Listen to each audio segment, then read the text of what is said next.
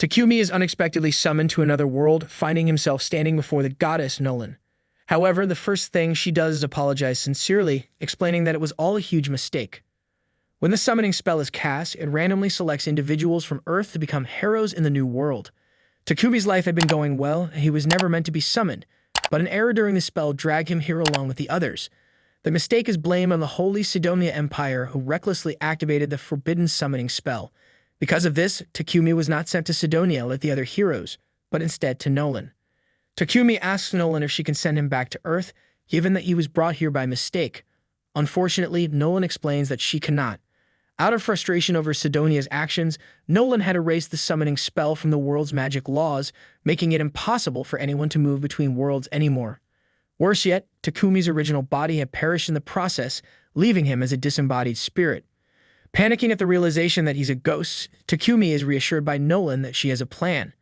While she can't send him back, she can give him a new body and allow him to become a citizen of this world.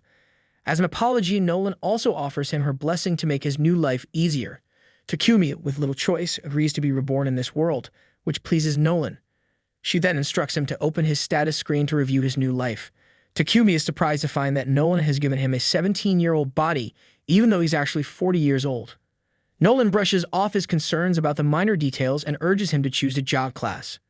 Takumi, not wanting to fight, opts for a production-based job rather than a combat class. Nolan then implants the job into his soul, along with several other beneficial blessings. She sends him on his way, forgetting to provide him with any tutorials. Takumi crashes into a forest upon his rebirth, and after picking himself up, checks his reflection in a nearby river. He's now a completely different person, with no memory of his old body.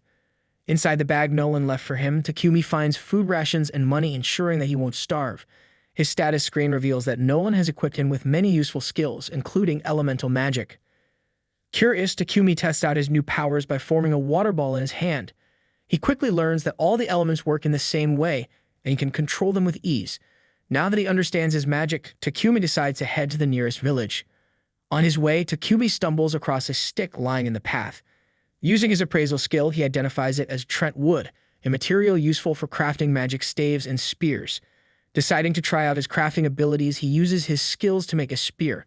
He then spends the next hour gathering useful plants nearby, filling his item box with the plants when he realizes they won't fit in his bag. Suddenly, a young girl runs toward him, calling for help. She explains that a monster is chasing her, and Takumi soon sees a massive horned rabbit charging toward them. In a panic, Takumi attempts to defend himself, but in an accidental twist of fate, he ends up stabbing the rabbit in the head, killing it instantly. Surprised by his victory, Takumi realizes it was due to luck, not skill. As a result of the encounter, Takumi gains the job title of warrior, a class he didn't want. After ensuring the girl Molly is unharmed, Takumi learns she was out gathering herbs where she wandered too far from the village. Takumi, feeling it would be wasteful to leave it behind, stashes the rabbit in his item box. Realizing too late that he revealed his ability, he decides there's no turning back. As they approach the village, the other summoned heroes are arriving at Sidonia, confused and disoriented. They are introduced to Empress Elizabeth, who tells them they have been summoned to save the world. However, one of the heroes, Akana, feels instinctively that Elizabeth cannot be trusted, as her gut tells her the Empress is deceptive.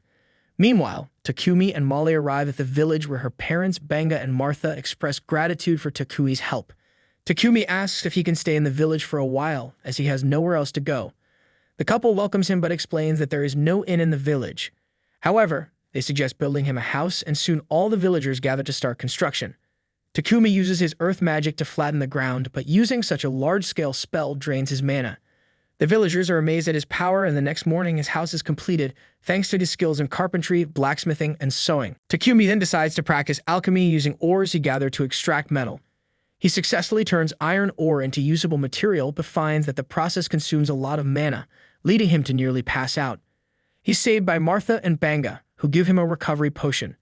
Despite their warnings, Takumi continues to experiment with his alchemy skills, eventually making useful tools and weapons. Later, Takumi asks Banga for some basic potions to use as templates for his own creations. After making his own potions with herbs he collected, he compares them to Banga's potions. Takumi's version appears more magical, but unsure of its effects, he tests it by building poison tolerance, consuming the potion until he nearly dies, then healing himself. One day, Takumi encounters a massive boar and a poison spider. The boar charges at him, and despite his attempts to defend himself with magic and a spear, nothing works.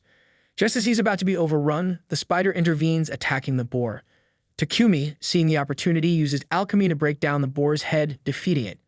The spider is injured, but Takumi heals it, and it ends up becoming his pet, which he names Maple. Returning to the village, Takumi shows off the giant boar and his new pet spider.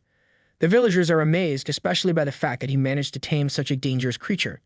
Takumi suggests they share the boar meat since it's too much for him to eat alone, and a feast is held in his honor. Banga brings him the valuable leftovers, which can be sold for money in the nearest city, Bolton.